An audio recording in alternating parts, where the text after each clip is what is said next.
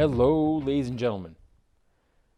Your boy's on a good roll here. I've had a lot of good motivation as of late, getting these podcasts up and running. There's a piece of me that definitely feels like I'm on a good roll, and I'm going to keep this going as long as I can. I'm going to try to milk it. How about that? That's what I'm trying to tell you. I sometimes get motivation on the weirdest of things.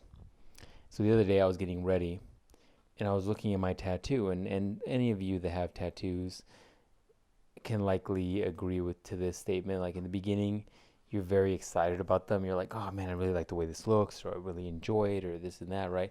And then afterwards, they just become something that you notice every once in a while. Like you never really sit down and look at things anymore.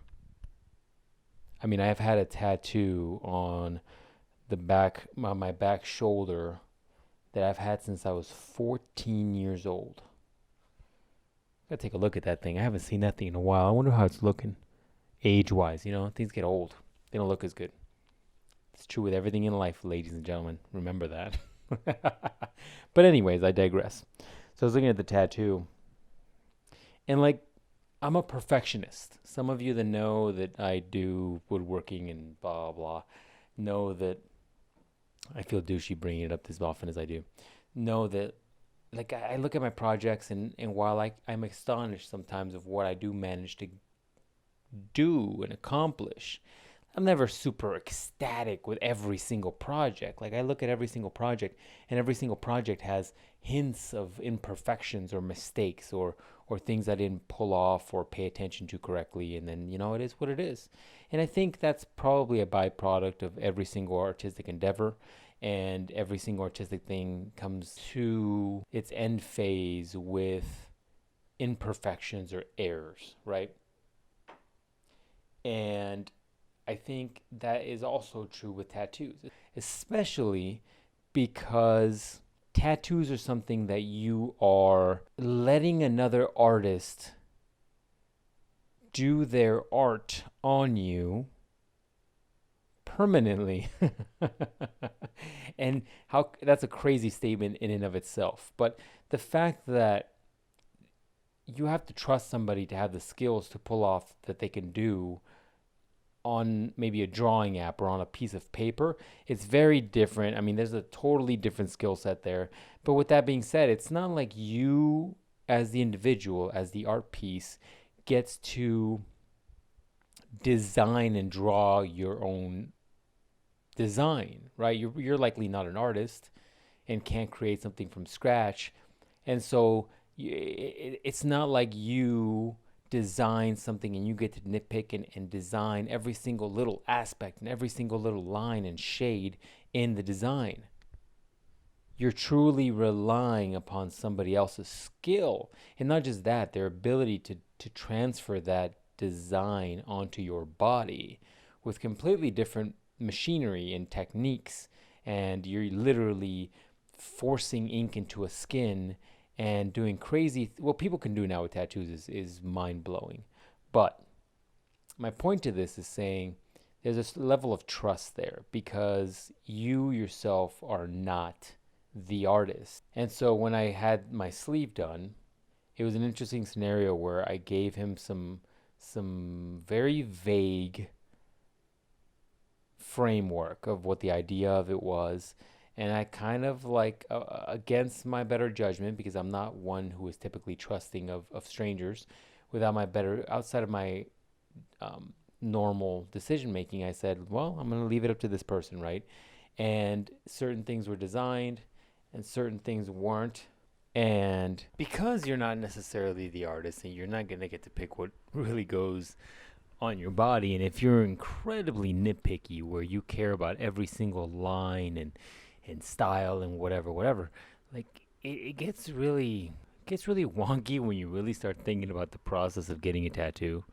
And you have to really either not care as much or have a tremendous level of trust in the artist. And some of you are probably thinking, at this point, you're really selling me on not getting tattoos. Yes, probably. But that's your control freak side trying to control all the variables, which you're never going to get to do.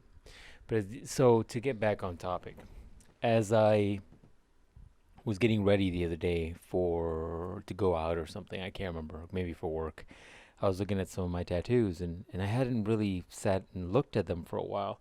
And every once in a while, like I'll see a line here and there, and I'm like, oh, this is interesting. So why did he choose to do this, and why did you choose to do that? Right? You start kind of figuring out the artistic choices, if you will. It really just gave me one of the better analogies for life when looking at this. Right?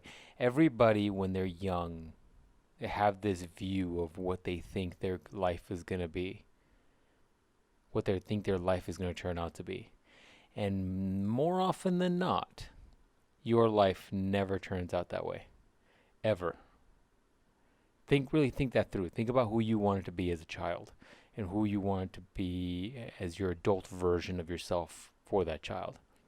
Very likely you are not the person that child thought up in their head for a number of different reasons, right? As a child, you don't know the complexities of life. You don't understand what it really takes to do something. You maybe chose something that was way outside of your abilities or luck, because a lot of life really is luck.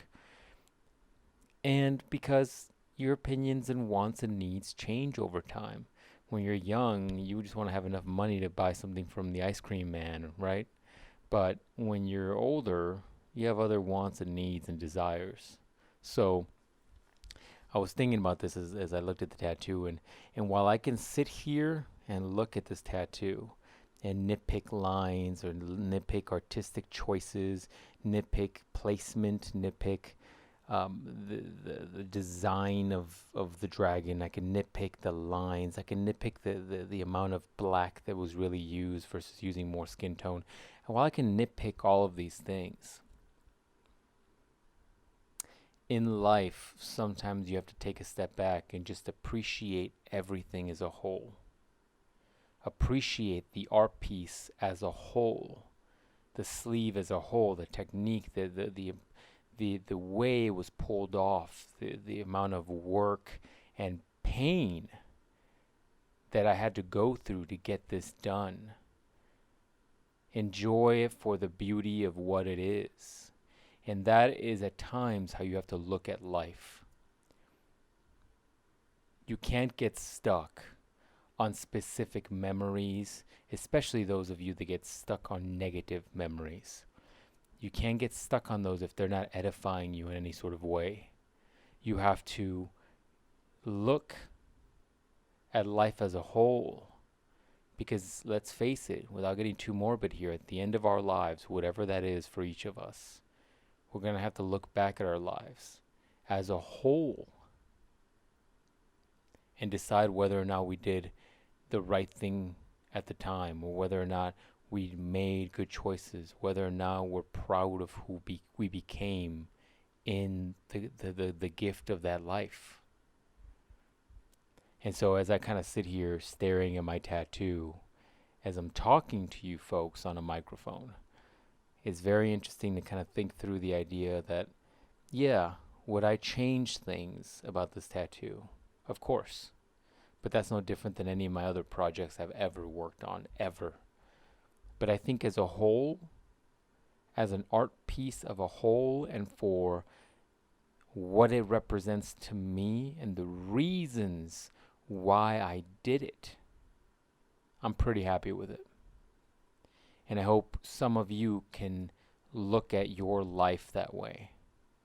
And in saying that, I'm not telling you to not work towards your future goals or work towards the things you're trying to do and accomplish, or the type of person that you're looking to become in life.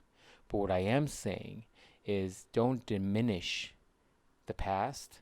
Don't be too hard on yourself for the past, but also look at the past as a whole. And definitely be thankful and appreciative of the past, whether good or bad. Because now, whether it's good and you've had a tremendous life that you're proud of, take tremendous satisfaction in that. And if you haven't had the greatest of life, then take that as your motivation to become the person you want to become in the future. But it all comes down to a choice of how you view that.